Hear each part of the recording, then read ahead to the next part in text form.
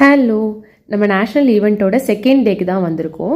Actually நேற்று 200 metre முடிச்சுட்டு போயிருந்தோம் இல்லைங்களா. ஸோ இன்றைக்கி வந்து 400 மீட்டர். நம்ம வந்து இந்த ஈவெண்ட்காக சென்னையிலேருந்து கோயம்புத்தூர் வந்து 3 days ஸ்டே பண்ணியிருக்கோம். ஸோ இன்றைக்கும் மார்னிங் தான் ரேஸ் ஸ்டார்ட் ஆகுது. ஆக்சுவலி அதுக்கான பொசிஷனில் தான் நிற்க வச்சிட்ருக்காங்க. அண்ட் ரூல்ஸ் அண்ட் ரெகுலேஷன்ஸையும் எக்ஸ்பிளைன் பண்ணிகிட்ருக்காங்க. ஸோ இன்னும் கொஞ்சம் நேரத்தில் வந்து ரேஸ் ஸ்டார்ட் ஆக போகுது. நேற்று வந்து சில்வர் மெடலோடு போன ஷாரன் இன்றைக்கி வந்து என்ன மெடல் வின் பண்ண போகிறாருன்னு நானும் ரொம்ப ஒரு ஆர்வமாக ஒரு பதட்டத்தோடு தான் வெயிட் பண்ணிகிட்ருக்கேன். ஸோ ரேஸ் ஸ்டார்ட் ஆகிடுச்சு.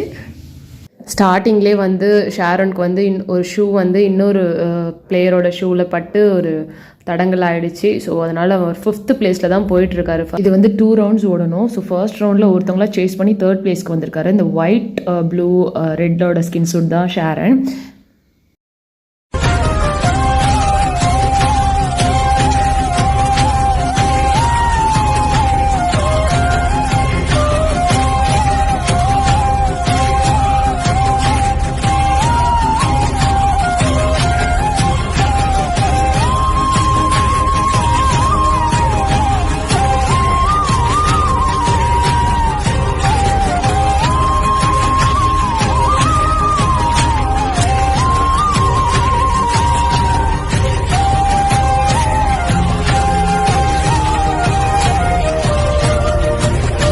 லிட்ரலாக இந்த ரேஸ் முடியும் போது எனக்கு அழுகையே வந்துருச்சு. அவ்வளோ எமோஷனலாக இருந்தது.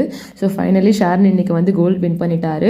ஆக்சுவலி நேற்று ரேஸில் கோல்டு வின் பண்ணியிருந்தவர் இன்றைக்கி வந்து ரேஸில் 3rd வந்ததுனால, ஸோ பாயிண்ட்ஸ் லீடிங்கில் வந்து ஷாரன் தான் டாப்பில் இருந்ததுனால இண்டிவிஜுவல் சாம்பியன்ஷிப் ட்ராஃபியை வந்து ஷாரனுக்கு தான் கொடுத்துருந்தாங்க.